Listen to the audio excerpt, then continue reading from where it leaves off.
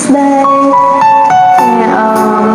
នេះខ្ញុំជាបទមានចំណងជើងថាបែករហូតតាមសំណងពោហើយនៅគាត់សុំអញ្ចឹងកុំភ្លេចចូលរួមទាំងអស់គ្នាណា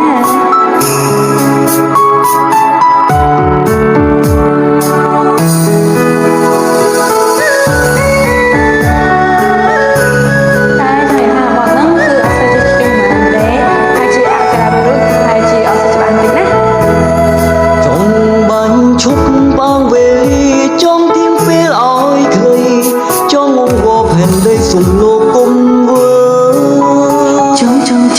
យើងអស់ជប់ខនចឹងគុំរំកិលព្រមបើមានស្អែកចឹងត្រូវបែកគ្នាទឹកភ្នែកចង់ណាស្ងួនគុំស្រពូនតូមនឹងបើកំដេញទៀងបងប្រត់ពុំងារស្នេហ៍ស្មងខំថៃទុំត្រូវសូនក្រុមវេលាតើអោយអូនធ្វើយ៉ាងណាទៅថ្លៃយើងបែកគ្នារហូតបែកនឹងសង្ឃឹមថាជួបយើងបែកគ្នាលុះស្លាប់គ្មានសង្ឃឹមមកទឹកភ្នែកអើយហូរទៀនជុំដាក់ទុំបងដាក់ចោលស្រីជ្រើសអ្នកថ្មីដើម្បីភពគ្រួសាររត់ចុះអូនអងសន្តានតាមត្រង់ស្នេហ៍បងដូចមុន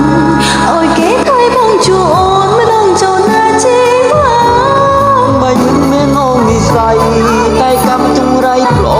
ហាតាមដនទីឲ្យយើងបែករហូត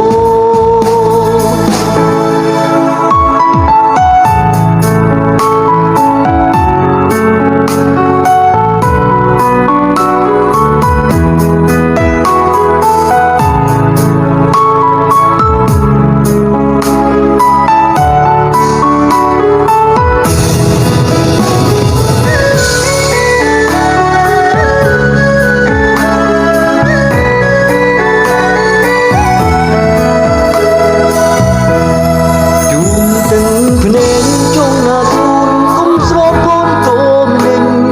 បើកំដេញទីងបងប្រត់ពុំងារស្នេហ៍ស្មងខំថៃទុំត្រូវសូមក្រុមវេលា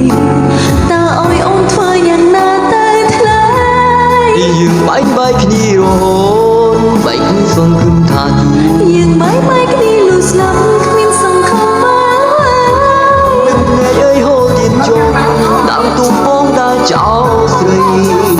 ជ្រើសអ្នកថ្មីដើម្បីភពគ្រួសាររត់ចុះអូនអងសន្តាននឹងត្រង់ស្នេហ៍បងដូចមុនអោយគេថៃបងជួអូនមិនដឹងចូលណាជីវ៉ាមិនមែនអងនិស័យតែកម្មចង្រៃផ្លោហាតាមដនទីឲ្យយើងបែករហូត